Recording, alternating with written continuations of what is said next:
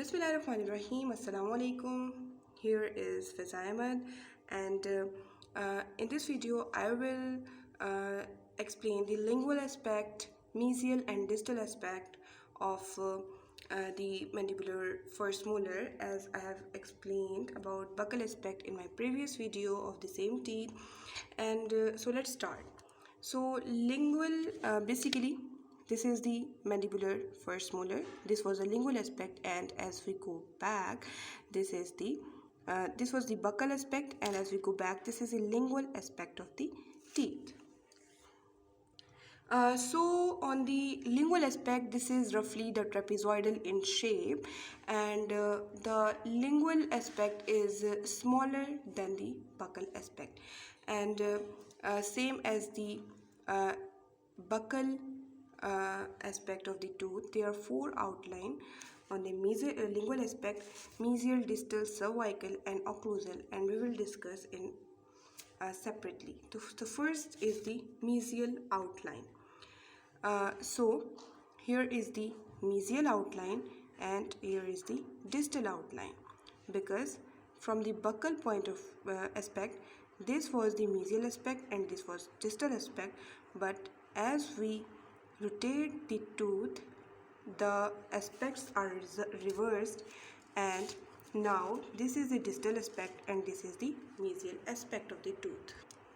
So from the mesial aspect, occlusally, the teeth is the convex in shape, and the cervically it is more concave in shape. From the distal aspect, it is overall convex in shape, but as you can see here, from the contact point, it is more convex in shape. Now I will explain the cervical outline of the teeth, which is shorter than the occlusal outline of from the lingual aspect of the teeth. Now the most important is the occlusal outline, and from the occlusal outline is the presence of the lingual groove.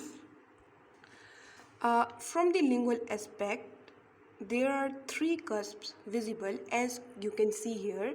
The distolingual groove, mesiolingual groove, and the small portion of the distal groove.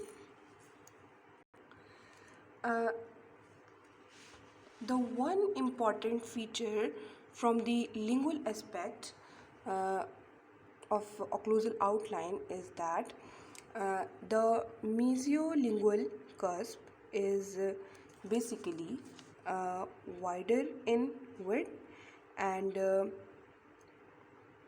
these two lingual cusps are more pointed and they are of equal height. So from the lingual aspect, always remember this important feature, that these two lingual cusps are always equal in height, and the mesiolingual cusp is slightly wider than distolingual cusp. And the second important feature is the lingual groove, which passing straight on the lingual surface cervically, and it ends into the lingual pit, and these two are basically the important landmark on lingual aspect of teeth. So now I will explain next the mesial aspect of the mandibular first molar. So this was the buccal aspect, and here is toward the center is the mesial aspect. So now I will explain the important features of the mesial aspect of the mandibular first molar. So from the mesial aspect, there are two cusps are visible, and which cusps are visible? The first is the mesio-buccal cusp is visible, and the second is the mesiolingual cusp is visible from the mesial aspects. So the identifying feature of mesial aspect of mandibular first molar is that uh, there is always presence of the lingual inclination of the crown. So now I will explain that how. Basically this was the buccal aspect, and here you can see that the mesiobuccal cusp show the showing the lingual inclination, means it is more inclined toward the lingual aspect of the tooth. So the identifying feature of this aspect is the lingual inclination of the uh, buccal cusp. So now I will explain the every four outlines of the lingual aspect. So first I will start with the buccal aspect, which is overall convex in shape, but there is the presence of more convexity in the cervical third of the tooth, as you can see, and here is the presence of the small concavity on the middle third of the buccal outline. So this is the complete buccal outline. Now the second is the distal outline of the teeth, which is almost straight in shape, and cervically it is almost straight, but on the lingual side it is more on the occlusal surface. It means that uh, it is coming straight till there, but on the lingual side it move somewhat occlusally, just like this. So now I will explain the important features of the occlusal outline from the mesial aspect. So as you can see, that is the presence of the mesial marginal groove, mesial marginal groove. So here is the presence of the mesial marginal groove coming on the mesial surface, moving cervically, and and the presence of the mesial marginal ridge. So here is the presence of the mesial marginal ridge. Sorry. So now I will show you. This is the mesial marginal groove, and this is the mesial marginal ridge. Mesial marginal ridge, and this mesial marginal ridge is confluent with the mesial cusp ridge of mesiobuccal and mesiolingual cusps.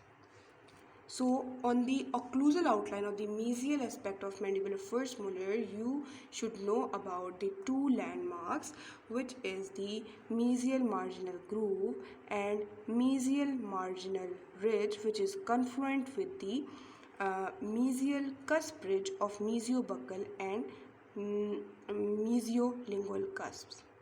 So now we are done with the mesial aspect of the tooth, and the next most important aspect is the distal aspect. So here is the distal aspect of the mandibular first molar. So the first basically this is the distal aspect of the mandibular third molar, and it has the same four outlines. So the first I will explain the mesial outline of the mandibular first molar. Mesial outline of distal aspect of mandibular first molar. So on the mesial outline, it is more broader bucco-lingually on the cervical side than on the occlusal side. So this is the important feature. Uh,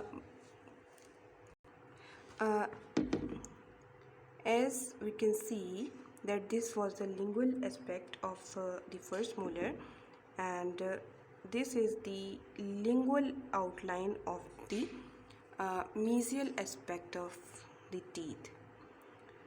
So this is somewhat straight, but from the contact point it is somewhat convex, and this was the buccal aspect of the tooth.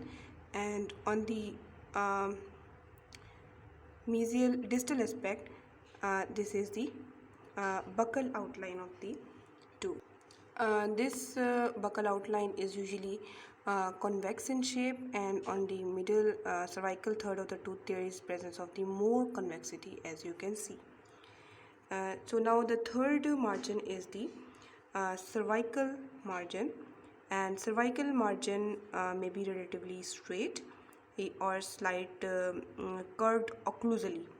As you can see that it can be straight or it can curve just like this, curve slight occlusally, but it always located it at more occlusal level on the lingual side. So this is the lingual side, and you can see that on the cervical margin it is present more occlusally at the upper level.